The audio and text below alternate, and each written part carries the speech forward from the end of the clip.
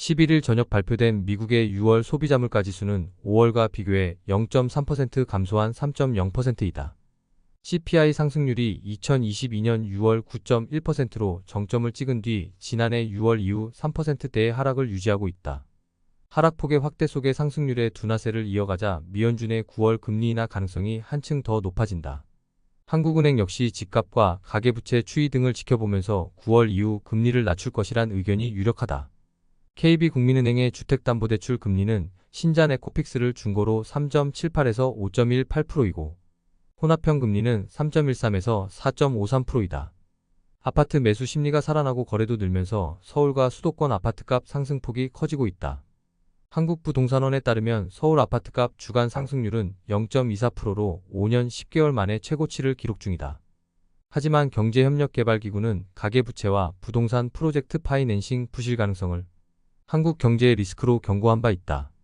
6월 말 기준 전세자금 대출을 포함한 주택담보대출은 876조 원이고 신용대출 등 기타 대출이 237조 원으로 총 가계대출 잔액은 1113조 원에 달한다. 한 달에 대략 6조 원씩 증가하니 1년이면 대략 72조 원이나 된다. 부동산 프로젝트 파이낸싱은 선분양으로 수금한 분양자의 자금과 건설사의 신용으로 시행사가 사업비를 충당하는 한국만의 독특한 제도이다. 시행사의 부동산 PF 평균 자기자본 비중이 외국의 30에서 40%와 달리 고작 3.2%이기에 경기 침체로 대출 부실화가 발생할 경우 큰 문제가 될 수 있다. 부동산 프로젝트 파이낸싱은 주로 경기 확장기인 호황 국면에 많이 이루어진다. 경기 호황기에는 소비자들의 부동산에 대한 수요 증가로 새로운 프로젝트를 추진할 필요성이 커져 자금 조달이 용이하다. 부동산 가격이 상승하면 프로젝트 완료 후 높은 수익을 기대할 수 있어 투자자들에게 더 많은 자금을 투자하도록 유도한다. 금리까지 상대적으로 낮은 경우 프로젝트 자금 조달 비용이 줄어들어 시행사와 시공사는 자금을 쉽게 조달할 수 있다. 그러나 경기 침체기에는 소비자들의 소득 감소와 실업 증가로 부동산 수요가 감소하여 프로젝트 추진 동기가 약해진다.